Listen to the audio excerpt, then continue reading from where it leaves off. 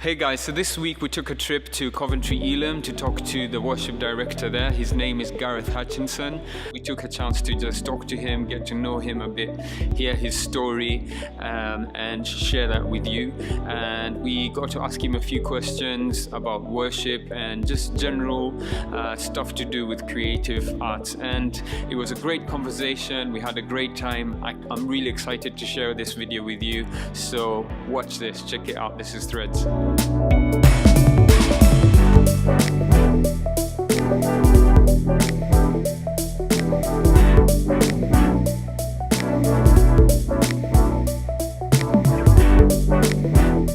So guys, tell us a bit about your story, tell us about who you are, and just a brief Cool. for people who don't know. Yeah, so I got into music from like a young age, and then when I left school, when I was 18, I moved here to Coventry, where I've lived ever since. I moved here to do a year training program with a Christian music school. It's called Nexus Institute of Creative Arts. They now offer like degree packages, but when I went, it was more of a gap year scenario. I did 1 year there studying electric guitar and some like church leadership like practice and stuff like that.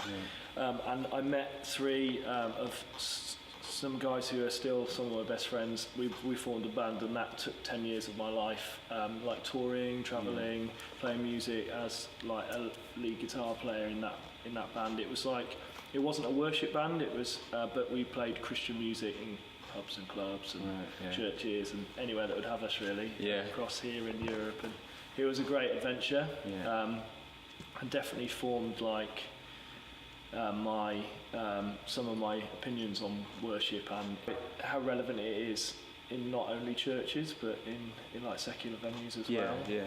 And during that time I was here at Elim and served here as a volunteer throughout those 10 years. And gradually getting more involved, I guess, and started leading worship. And as the band came to an end, I ended up working here part-time and then eventually full-time. You talked about like the band that you were involved in doing Christian music, but in all sorts of venues and all sorts of places. Did you do like Christian music as in the lyrics were Christian, or like how? Yeah, it's probably hard to describe. It was like Christian, like ethos. Right. I get like sometimes we were pretty silly as well, so sometimes our lyrics maybe didn't make sense to. And songs are all like unique in their own way anyway. But I think our way of viewing it is that we were trying to express something about our own personal relationship with Jesus. Using the music that we loved, but not writing it for congregations to sing along. That was never an aim really. It was never a driving force. And when you write, you do have to think about who you're writing for. And like writing congregational worship is a skill in itself, because you might you focus in on the fact that people are going to be singing it, and so it needs to be singable and have like lyric which is easy to pick up, or like the meaning is clear. Whereas that wasn't always true of our songs. So we were singing them to perform them, but they were still, and our heart was that people would connect with God through that music still.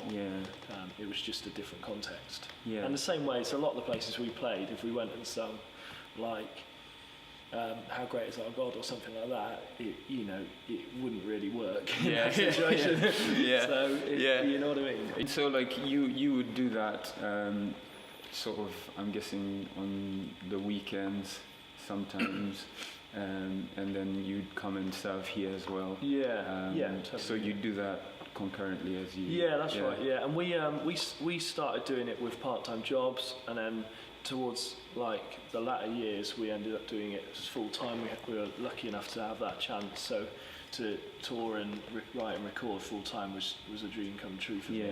I loved doing that, and there was obviously seasons where we were away for periods of time, but then there was also seasons where we were back, so we had to kind of work that out on the fly, if you like, and try, and sometimes you get it wrong and you realise you've been on the road a little bit too much, and sometimes. But yeah, I mean it feels like a long time ago now. Yeah. Yeah.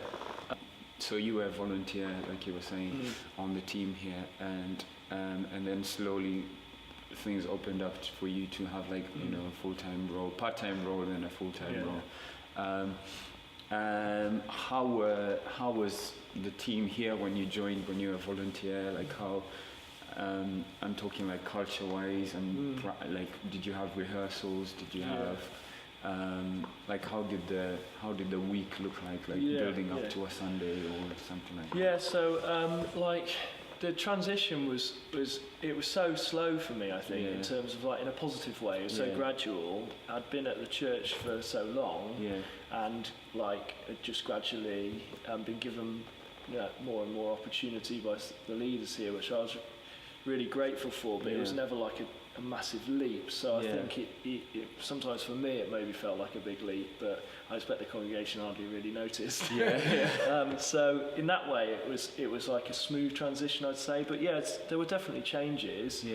We didn't used to have rehearsals, and that was one of the first things that we put into place, just to try and bring a bit of togetherness in the team, and also to nail our preparations for Sunday, and really place value on what that looked like. We talk about, or we used to talk a lot about the difference between like practice, rehearsal, and sound check. So like you practice is something you do by yourself. You know the songs that you're going to sing, and you prepare your parts, you prepare your harmonies, whatever. You do that by yourself, and that's a way to honour your other like teammates, because you don't show up and you're like, I have no idea what key this song's in, what chords they are. Then rehearsal is something you do together, and so that should be more about arrangement, feel and groove, and is this song actually even working? Do we need to rework it? Is the key okay?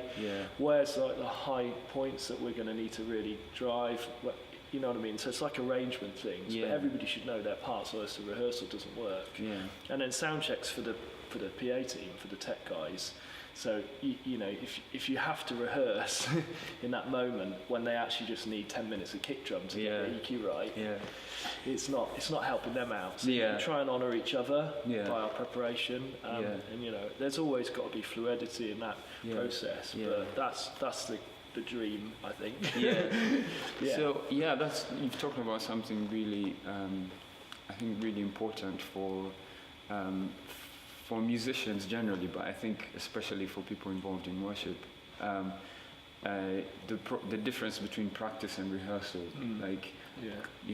getting ready as a musician and getting yourself prepared, learning all the stuff that you need to learn as an individual on your own, and then coming to the team, and now that was your practice. Now you come to the team and rehearse and put it all together. And I think that's a very important thing for us to know, and for us to. And I think how did you? I guess the question would be, how did you? Was that the case before you implemented this, or like how did you work it through? Because I've been to churches where the mentality is like practice and rehearsal are the same thing. You come in and you don't have very much time on a Sunday morning. And it's like it's quite stressful. Like you're practicing and you're rehearsing and you're sound checking all in one. How did you transition that? It definitely had challenges, and probably still does as well, because people's lives are not simple, and like our lives aren't simple. So sometimes you have weeks, and sometimes you get the songs out too late, and people, you have to. There has to be grace within the system. But I also think if you don't have like a bar that you set, an expectation you set, then you're not shooting for any target.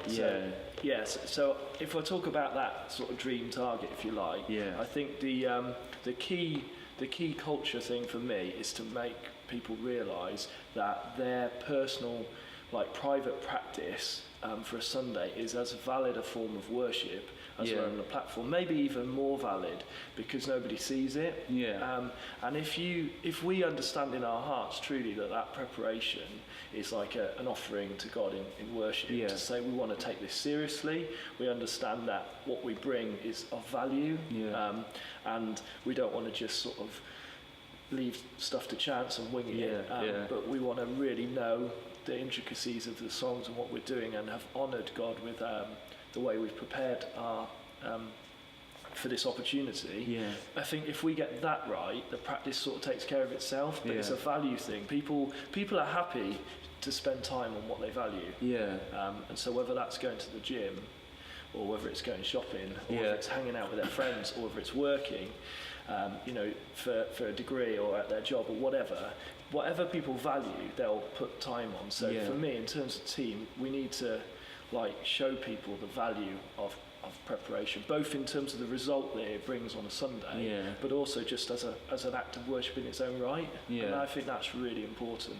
And then people, they kind of understand it enough to run with it themselves. And once that's a culture, then it self-manages. That's the great thing. You don't really have to remind people, because they remind each other. Because if you've got 6 guys that are really prepared and somebody that's not, it's quite obvious. And so it rarely happens again. People realise the expectation that comes from within the team. Have you ever, you've touched a bit on culture and creating culture, team culture. I have loved seeing that and watching, how culture influences how we do things, basically. And so the question I was having in mind was, you set the culture, you do things, but have you had instances where you have someone who is on the team but is not quite getting the culture, is not quite getting there, and you've had to have those difficult conversations of this is the bar here, have you had those sort of instances, and how do you deal with that? And giving, as well as giving grace to people and allowing them to be to use their gifting, but still how do you handle that? I mean, that is really tricky. That has happened. And I think there's 2 sides to it for me, because you want to the Bible talks about you speak the truth with grace, and so if you have too much grace, then there's no standards. If you have too much truth, or just truth, I should say, then it's a horrible environment to be in. So it's all about balance, and I think that there's 2 perspectives which have really helped me with having those awkward conversations, and thankfully I've only had to have a few, but.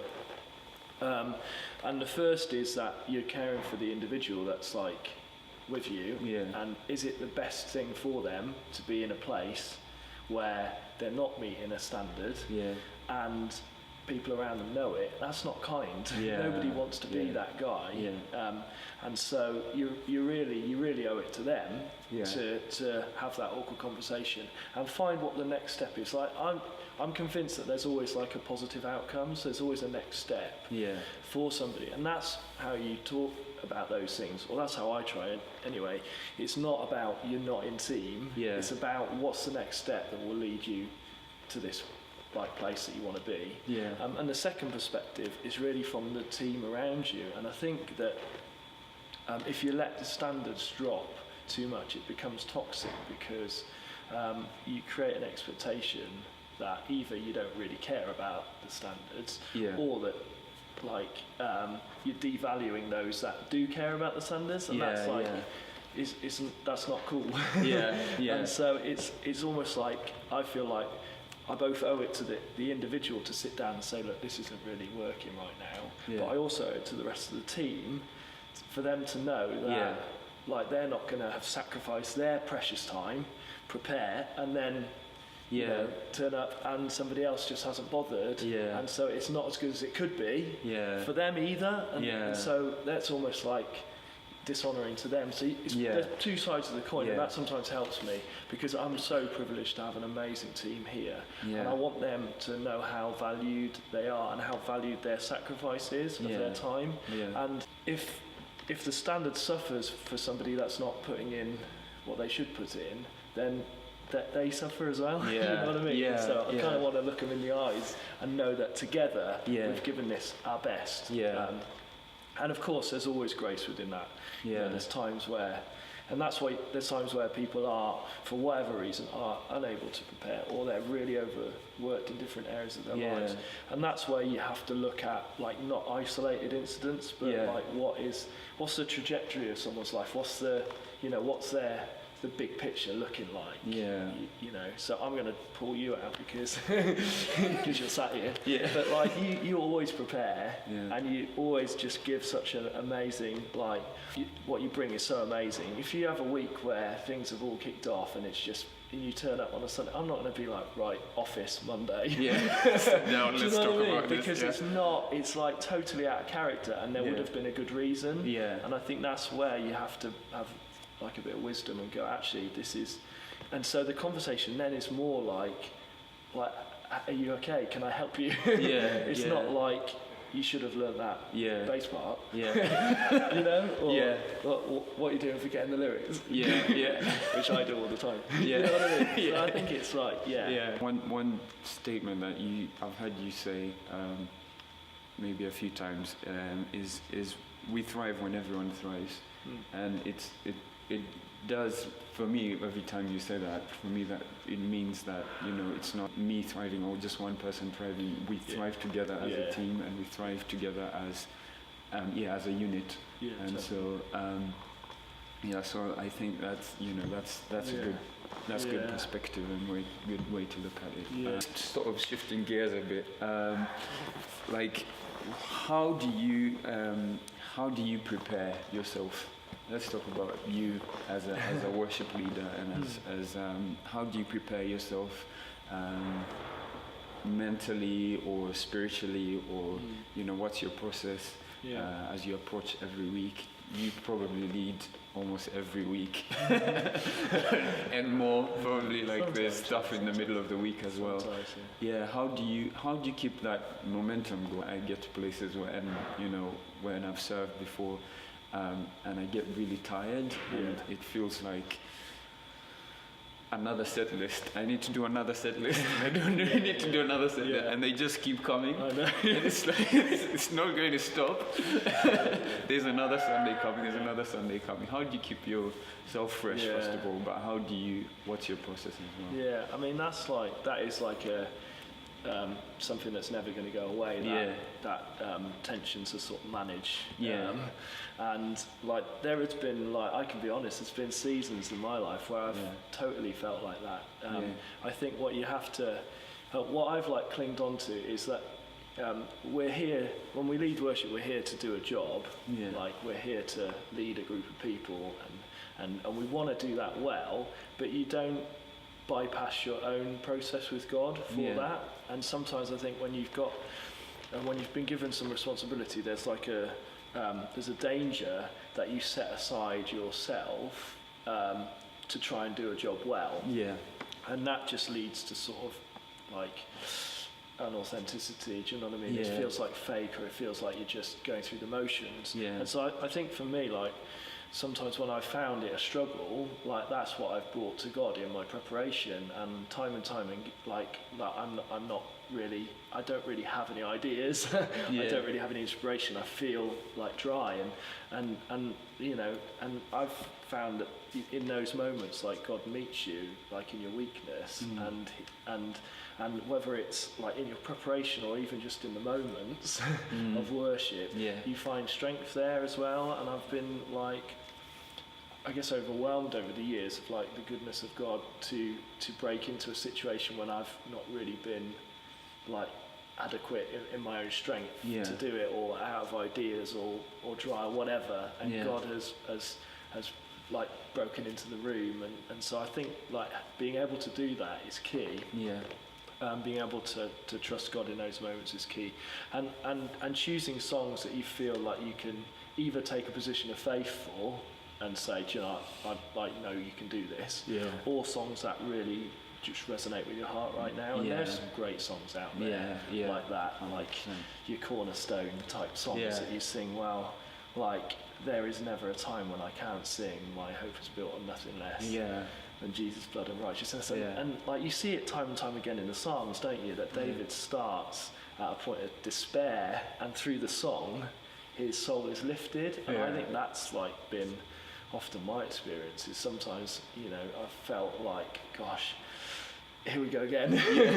And through either the preparation process or the service or the set in itself, God has like lifted my spirits and helped me. But I mean, yeah, in terms of a typical week, like I guess I try and like set aside time to think about like what God has done and where I think he's leading. So I kind of plan my sets in reverse. I think like where have we been, like what's been resonating with the church recently, like the songs, and I think even like the songs that go well like give you a good clue for that.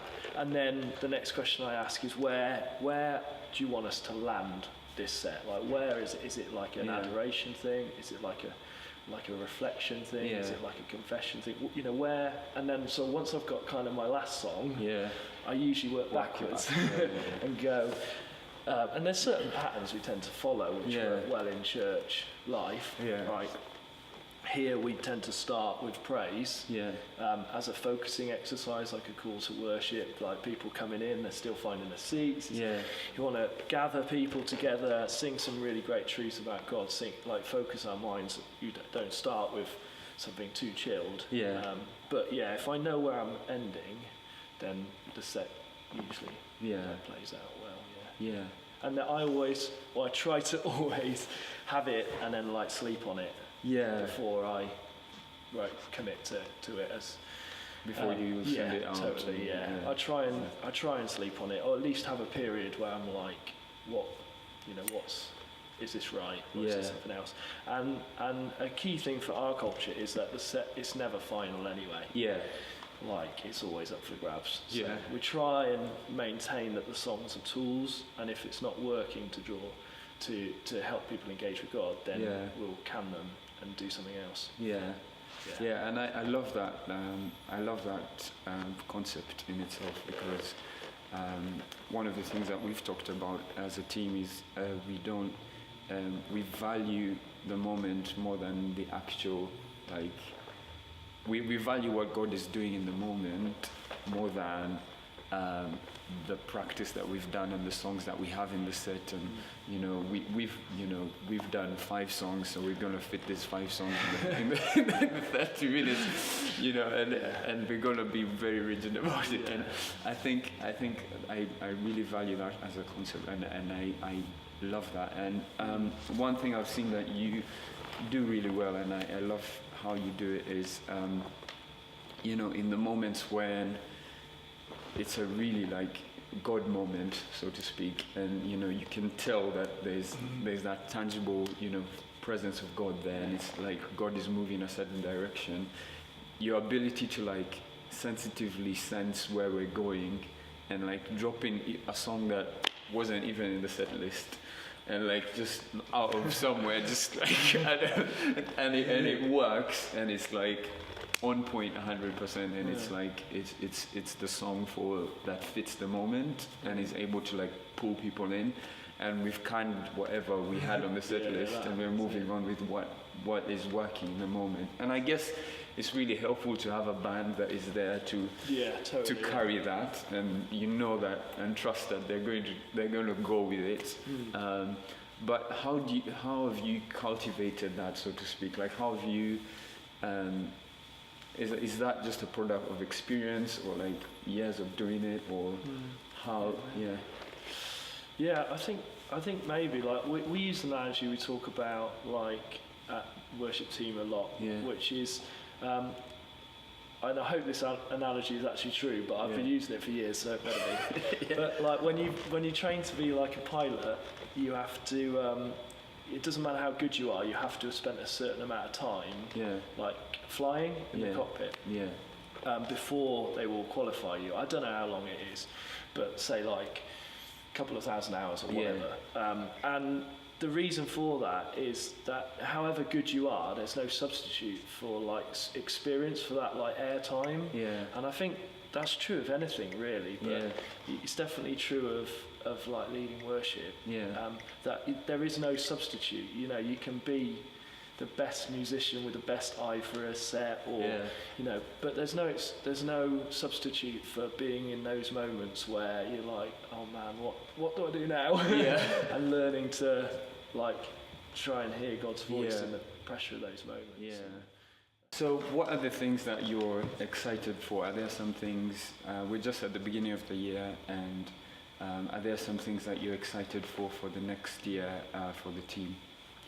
Yeah, definitely. Yeah, I think probably the number one thing I'm excited for at the minute is, as a team, we're songwriting a lot more. That's like we're early on in the journey of that. We've like had isolated like instances of like homegrown songs that have been used in the church, but we released an EP in September, and that was like the first time that they were like out publicly, and so just looking to grow that, what the next steps are, releasing more songs this year, and I'm excited both for that process, but also what it will do in shaping us as a team, and how it will change how we use the songs that other people write, how it will change the way we approach maybe a Sunday morning, and trying to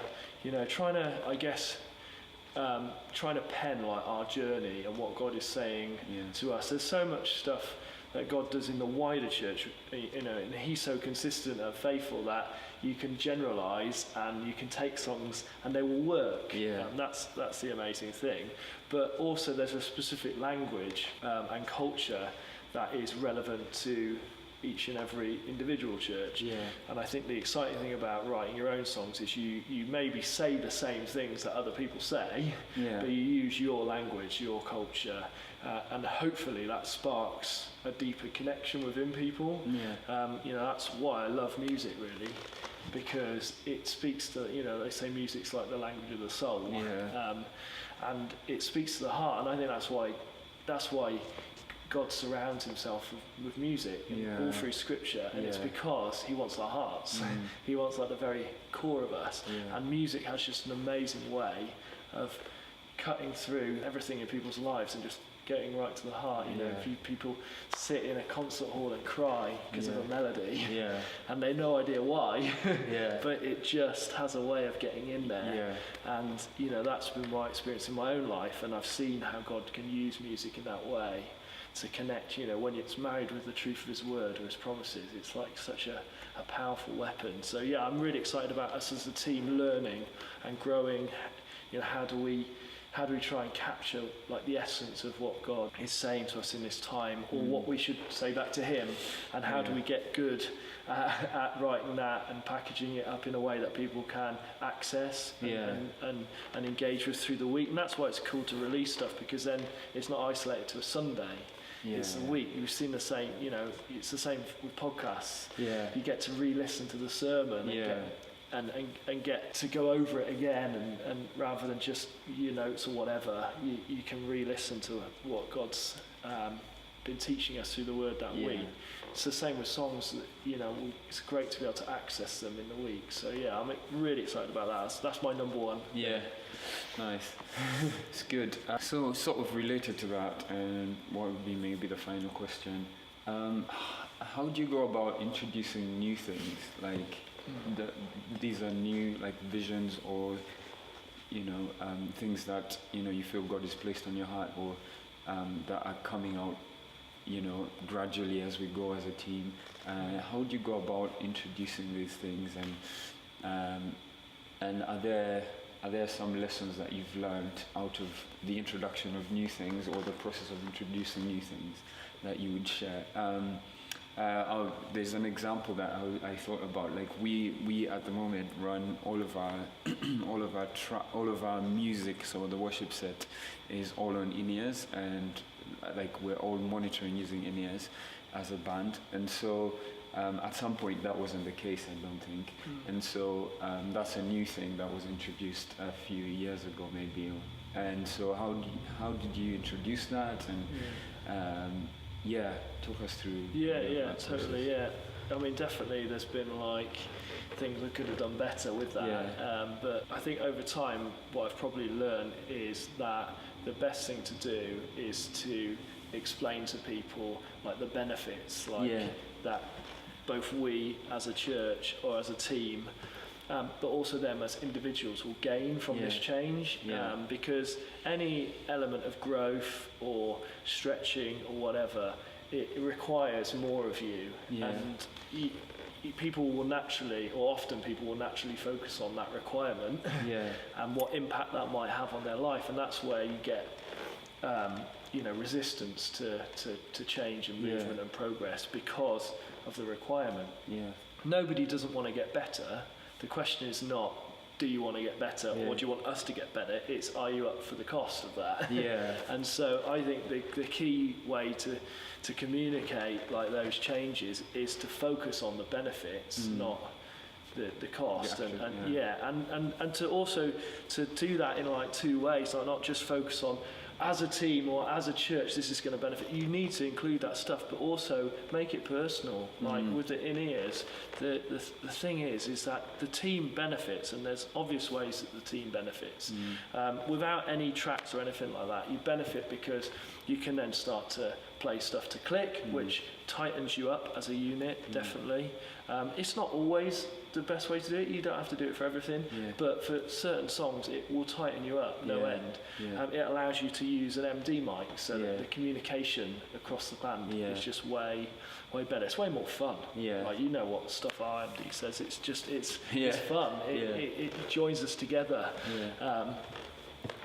So that's the benefits for the team, but then for the individual, playing on in-ears is like a common practice in music now. So you're giving people a skill. You know, like learning to do this, learning to play in this way, will make you a better musician. And you know, the church wants to resource you in doing that. I'm such a big believer that as you serve in a church, that you do that as an offering to God and a way to to give him your life, like an evidence of that almost. But there's also like a transaction so often back to you, and there's like a blessing that you might receive from that sacrifice. It's not why we do it, but it is often the case. And I'm a really big believer that as people serve in church, whether it's worship or media or tech or whatever, that they should like grow as people through that process. They should find community, like with a team around them that should bless them, with friendships that deepen like their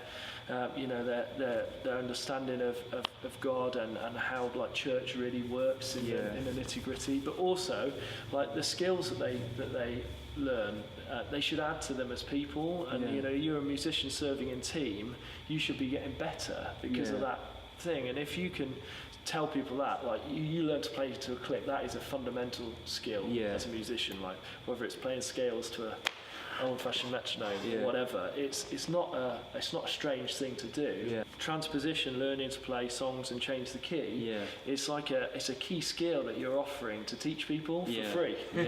And if you focus on those growth points, if you like, rather than the cost, like my experience of people is that they'll give to whatever like they value. And so if you can show people the value of it, like imagine if you could do this, what's that song you've always wanted to play, or what's that, you know, this is, we're giving you the vehicle to be able to do that, and it's gonna aid our team as well, it's gonna grow us. But and the cool thing is you never really do them in isolation, you move forward together, and so there's a sense of unity in that, and there's a sense of, you hope there's like a sense of openness as well, like let's take a step.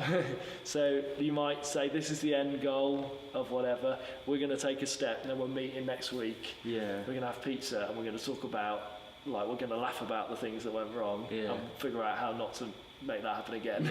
We're going to talk about the successes and celebrate them, and then work out what's the next step. And the more people that are involved in that process, the more they own it, and they feel a sense of responsibility to commit to it.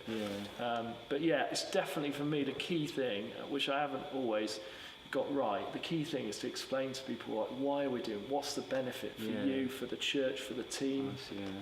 And that also protects your process, I think, because it helps you work out what's worth doing. Because if you can't really stand in front of a group of people and really sell passionately the why, then it might not be worth doing. You know, it helps you filter out, maybe there's no point doing that, maybe that's just like change for change's sake, which nobody needs. Yeah. So yeah, it's a good process for you to go through as like a leader as well. Yeah. So like we feel like as a team, like we've talked about us reaching a point where these new, like there's almost a hunger for new things, like every so often, because we're getting used to change, we're getting used to experimentation with things and trying things, and maybe that didn't work, maybe let's not do it, maybe let's try something different. And do you find that is valuable to have that on your team? Like, so valuable, I mean, that's almost like the end goal, isn't it? Yeah. Like, if you, that's one of my greatest blessings. Yeah. Like having people like you who are like, have you thought about doing this? And I'm like, what a great idea. Yeah. If the team can drive the movement, then you're living the dream as a leader. Yeah. Because then you're getting pushed and stretched as well. Yeah. And so often we find ourselves in situations where you're trying to force a change. Yeah. You should not resent when it comes to the point where the team is so hungry for movement and progression that they're the ones like driving it. I think that's the shift that you see, is that as people start to see that benefit, the benefits that we've talked about realised in their life and the impact that it has on a Sunday or whatever, they start to get hungry for more of it. Yeah. It's like, oh, what's next? What's next? Yeah, and that's exactly where you want to be. Yeah. And then your challenge has to be to discern what the best things to do and what order to do them in, and how to take everybody with them on that process, because people will adapt to change at different paces as well, and you don't want people to feel like left behind or inadequate or anything like that. You need to, it's like an adaptable model. You have to bring some people slower, you have to like release some people to help each other. That becomes more of the challenge then, I guess, is how do we move forward together even though we're naturally going to move at different paces. But it's definitely exciting. Well, thanks so much for spending time to talk to us and to share your thoughts on a lot of things. I mean, there's so much that we can talk about. We could probably do a number of episodes, but thank you for spending the time doing that. Thanks. And if you have any questions or any things that you'd like more explanation, or there are things that we've talked about that you feel like, oh, we'd love to see that happen in our team, or you'd love to see that like just be implemented where you are in your context, or there are things that you're struggling with, just feel free to ask those questions. Drop a question in the comments, and we'll try as much as possible to answer those questions, and we will see you at the next video. Thank you.